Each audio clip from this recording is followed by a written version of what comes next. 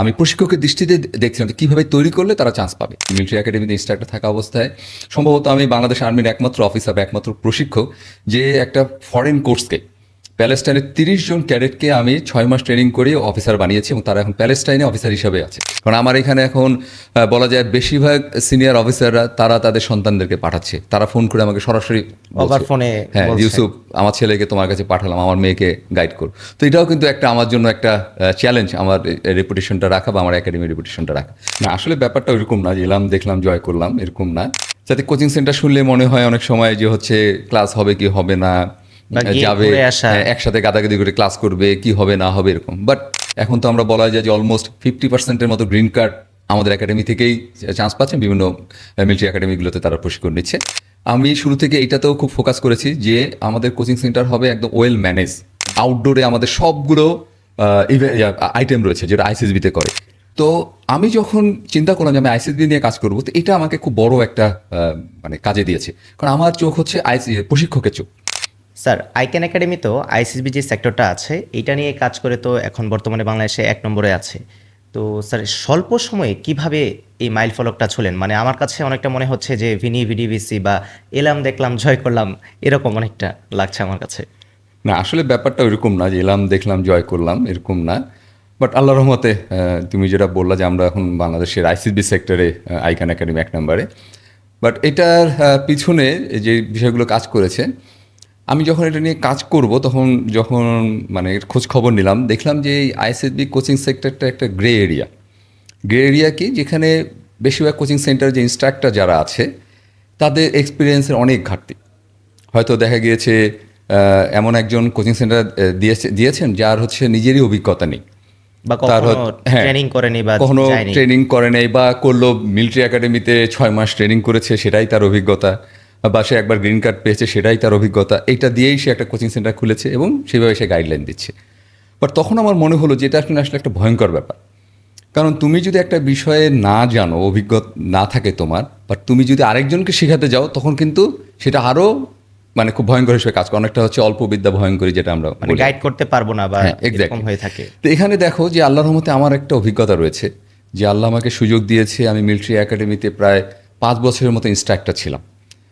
আমার হাতে তৈরি কয়েকশো অফিসার বাংলাদেশ সেনাবাহিনী, বাংলাদেশ নৌবাহিনী এবং বিমান বাহিনীতে তারা এখন অফিসার হিসাবে কর্মরত রয়েছে। এবং আরেকটা আমার এটা গর্বের বিষয় যে আল্লাহ আমাকে সুযোগ দিয়েছিল মিলিটারি একাডেমিতে ইনস্ট্রাক্টর থাকা অবস্থায় সম্ভবত আমি বাংলাদেশ আর্মির একমাত্র অফিসার বা একমাত্র প্রশিক্ষক যে একটা ফরেন কোর্সকে প্যালেস্টাইনের 30 জন ক্যাডেটকে আমি 6 মাস ট্রেনিং করে অফিসার বানিয়েছি এবং তারা এখন প্যালেস্টাইনে অফিসার হিসাবে আছে। তো নিশ্চয়ই আমার প্রতি কনফিডেন্স ছিল দেখে অথরিটি আমাকে এই সুযোগগুলো দিয়েছে এবং আমি এটা করতে পেরেছি। এটা তো স্যার আপনার কাছে একটা বড় পাওয়া। এক্স্যাক্টলি।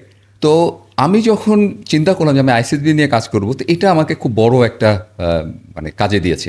কারণ আমার চোখ হচ্ছে প্রশিক্ষকের চোখ, যে আমি প্রশিক্ষকের দৃষ্টিতে দেখছিলাম যে কীভাবে তৈরি করলে তারা চান্স পাবে। তারপরে যেমন আইসিএসবির কথা বলে, আইসিএসবি আমি নিজে 3বার দিয়েছি। একবার আমি ব্যর্থ হয়েছিলাম, 2বার আমার সাফল্য। তো সেটাও আমার একটা খুব বড় হিসেবে কাজ করেছে, বড় অভিজ্ঞতা হিসেবে কাজ করেছে। সেই সাথে যে 21 বছরের আর্মি লাইফ, তো সব কিছু মিলে আমার মনে হয়েছে যে আমার একটা অভিজ্ঞতা রয়েছে যা আমি গাইড করতে পারবো। সেই সাথে শুরু থেকে আমি যেটাতে নজর দিয়েছিলাম যে টিম ডেভেলপমেন্ট, যে আমার যে ইনস্ট্রাক্টর প্যানেল থাকবে বা যারা এর সাথে জড়িত হবে তাদেরকেও আমার মাইন্ড সেট আপে রেডি করানো বা প্রপার একটা ম্যানেজমেন্ট করে। এক্স্যাক্টলি। তো এইটা করাতে কিন্তু আমার টিমটা আইক্যান একাডেমির ইনস্ট্রাক্টর টিম, এটাও কিন্তু আমি শিওর যে অন্যান্য যে কোনো কোচিং সেন্টার থেকে ডিফারেন্ট। ওরকম দেখা যায় না তেমন। এক্স্যাক্টলি। তারা জানে যে আসলে যে আমার দৃষ্টিভঙ্গি থেকে, যে একজন প্রশিক্ষকের দৃষ্টিভঙ্গি থেকে তারা নিজেদেরকে ওইভাবে তৈরি করেছে আমার গাইডেন্সে। তারপরে বাংলাদেশে আমি জানি না আর কোনো কোচিং সেন্টার আছে কিনা যেখানে 3 জন মিলিটারি অফিসার ফুললি ইনভলভ। আমি, major Ahmed, flying officer Anika. তো আমরা কিন্তু শুধু বলার জন্য না, তুমি অনেক কোচিং সেন্টারে দেখবা যে তারা হয়তো কোনো অফিসারের নাম ইউজ করছে, সাইনবোর্ড বা ব্যাকগ্রাউন্ডে তারা থাকছে। বাট আমরা 3 জন কিন্তু অলওয়েজ গ্রাউন্ডে বলো, ক্লাসে বলো, উই আর অলওয়েজ অ্যাভেলেবেল এবং আমরা এটা নিয়েই আছি। বা স্টুডেন্টদের সাথে এনগেজমেন্টের যে এক্স্যাক্টলি। স্টুডেন্ট এসে কিন্তু আমাদের সাথে সরাসরি কথা বলছে, সরাসরি ক্লাস আমাদের করছে, আমাদের সরাসরি গাইডলাইন পাচ্ছে। এর বাইরে শুরু থেকে আমি আরেকটা বিষয়ে খুব নজর দিয়েছিলাম, সেটা হচ্ছে ম্যানেজমেন্ট। যাতে কোচিং সেন্টার শুনলে মনে হয় অনেক সময় যে হচ্ছে ক্লাস হবে কি হবে না, যাবে একসাথে গাদাগাদি করে ক্লাস করবে, কি হবে না হবে এরকম। বাট আমি শুরু থেকে এইটাতেও খুব ফোকাস করেছি যে আমাদের কোচিং সেন্টার হবে একদম ওয়েল ম্যানেজ। আউটডোর ক্লাস হোক, ইনডোর ক্লাস হোক, ক্লাসের টাইমিং, ক্লাসের রুটিন এবং ওভারঅল ম্যানেজমেন্ট এটার জন্য ঠিক থাকে। সবকিছু আগে থেকে একটা ফিক্স করা। এক্স্যাক্টলি, তো সেটাও আমরা খুব নজর দিয়েছিলাম। এর বাইরে আরেকটা জিনিস বলবো যে দেখো, কিছুটা হলেও আর্মিতেও আমার একটা পরিচিতি আছে।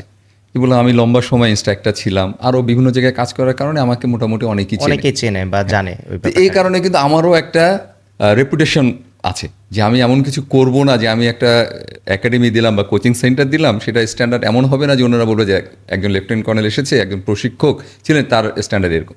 সেই কারণেই কিন্তু আমার সবসময় দৃষ্টি থাকে যেন আমার স্ট্যান্ডার্ড কখনো ডাউন না হয়, আমার আইক্যান একাডেমি স্ট্যান্ডার্ড ডাউন না হয়।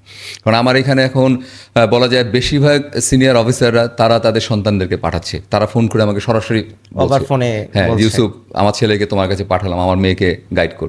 তো এটাও কিন্তু একটা আমার জন্য একটা চ্যালেঞ্জ, আমার রেপুটেশনটা রাখা বা আমার একাডেমির রেপুটেশনটা রাখা। তো সব কিছু মিলে আসলে শুরু থেকে আমরা এবার চেষ্টা করেছি, যদি সামারাইজ করি, যে ইনস্ট্রাক্টর যে একটা গ্রে এরিয়া ছিল সেটা ফিল আপ করেছি আমার অভিজ্ঞতা দিয়ে, আমার সাথে মেজর আহমেদ, আরও যে অন্যান্য অফিসার, ক্যাপ্টেন রাজীব, তারা ইনভলভ রয়েছে তাদের অভিজ্ঞতা দিয়ে, ম্যানেজমেন্ট, তারপরে সব কিছু ওয়েল সেট আপ করে। এই কারণেই কিন্তু আইক্যান একাডেমি খুব অল্প সময়ের মধ্যে, এখন তো আমরা বলা যায় যে অলমোস্ট 50% মতো গ্রিন কার্ড আমাদের একাডেমি থেকেই চান্স পাচ্ছেন, বিভিন্ন মিলিটারি একাডেমিগুলোতে তারা প্রশিক্ষণ নিচ্ছে। তো এই কারণে আসলে আইক্যান একাডেমি অল্প সময়ের মধ্যে বাংলাদেশের নাম্বার 1 আইসিএসবি কোচিং সেন্টার হিসেবে পরিচিতি পেয়েছে। যাক স্যার, এটা তো আসলে বড় পাওয়া। তবে এটা তো করা তো একটা ব্যাপার আছেই, এর জন্য তো স্যার অবশ্যই তারা ওরকম ইনডোর বা আউটডোর হয়তো বা ফেসিলিটিস পাচ্ছে, যেটা হয়তো বা অন্য কোনো ইনস্টিটিউশন ওইভাবে দিতে পারছে না স্যার। যেমনটা জানি যে এখানে মানে কম্পিউটার ল্যাব আছে, বা হচ্ছে এখানে যে কোনো তার এক্সামের আগে ফ্রি মক ভাইবা বা মেডিকেল ক্যাম্পেইনগুলো হচ্ছে। স্যার এই ব্যাপারে যদি আমাকে একটু বলতেন। এই যে বললাম তোমাকে যে এখানে আমি নেমেছি বা একজন লেফটেন্যান্ট কর্নেল এখানে ইনভলভ হয়েছে, যার ব্যাকগ্রাউন্ড ছিল এরকম প্রশিক্ষক, তার সাথে আরও কয়েকজন অফিসার আছে। তো এই কারণে কিন্তু শুরু থেকে আমরা চেয়েছিলাম যে এরকম যেন কোয়ালিটি হয়। যেমন তুমি যেটা বললা যে এই যে কম্পিউটার রুম, আউটডোরে আমাদের সবগুলো আইটেম রয়েছে যেটা আইসিএসবিতে করে। ইনডোরও আমাদের ক্লাসে আমাদের স্মার্ট বোর্ডের মাধ্যমে ক্লাস নেই, আমাদের কম্পিউটার ল্যাব আলাদা রয়েছে। এরপরে যে ভাইবার আগে আমরা একটা ফ্রি সেশন করি। এবার যেমন আমাদের এই মক ভাইবাতে মোর দ্যান 200 তারা রেজিস্ট্রেশন করেছে, আমরা পরে রেজিস্ট্রেশনটা বন্ধই করে দিয়েছি। এরপর হচ্ছে আমরা পরীক্ষার আগে, রিটেন পরীক্ষার আগে আমরা কিছু মক টেস্ট নিই, তখন আমরা হিউজ রেসপন্স পাই। তো এই সার্ভিসগুলো আমরা দিচ্ছি, কারণ সব কিছু মিলে আর কি আমরা চেষ্টা করেছি যেন আমার এখানে স্টুডেন্টরা আসলে তারা যেন মনে না করে একটা ব্যবসায়িক প্রতিষ্ঠান, তারা যেন মনে করে না, তাদের জন্য যে বিষয়গুলো দরকার, যে গাইডলাইনগুলো দরকার, তারা আইক্যান একাডেমিতে আসলে পরিপূর্ণ প্যাকেজটা পাচ্ছে। এবং এখানে আমি আরেকটা বিষয় সবসময় খেয়াল রাখি, সেটা হচ্ছে দেখো, যতই চেষ্টা করি সবাই কিন্তু গ্রিন কার্ড পাবে না। গ্রিন কার্ড পাওয়ার জন্য অনেক ক্রাইটেরিয়া, রিজিকেরও একটা ব্যাপার আছে। তারপর কিন্তু আমার এটা মাথায় সবসময় থাকে, যেহেতু আমার কাছে আসছে বা আইক্যান একাডেমিতে আসছে, তো এই ছেলে মেয়েটার জন্য এখানে কোচিং করার পরে চান্স পাক না পাক, সে যেন সারা জীবন একটা জিনিস মনে রাখে যে না, স্যারের কাছে গিয়ে কিছু একটা শিখেছি যেটা আমাকে ভবিষ্যতে কাজে দিচ্ছে, 10 বছর পরও যেন সে রিকালেক্ট করে। তো এই বিষয়টি আমি সবসময় মাথার মধ্যে রাখি। তো সব কিছু মিলে আসলে আমরা চেষ্টা করছি যে আইক্যান একাডেমি স্ট্যান্ডার্ড থেকে ধরে রাখার জন্য, যে আমরা যে অলরেডি নাম্বার 1 হয়েছি সেটা যেন আমরা বজায় রাখতে পারি, এবং আল্লাহ আমাদেরকে সেই তৌফিকটা দান করুক যাতে আমরা সবাইকে সার্ভ করতে পারি, এবং এই ইয়াং জেনারেশন যারা অ্যাসপারেন্ট টু জয়েন মিলিটারি, তারা যেন আমাদের কাছে একটা প্রপার গাইডলাইন পায়। ইনশাল্লাহ আমরা আমাদের স্ট্যান্ডার্ড বজায় রাখবো।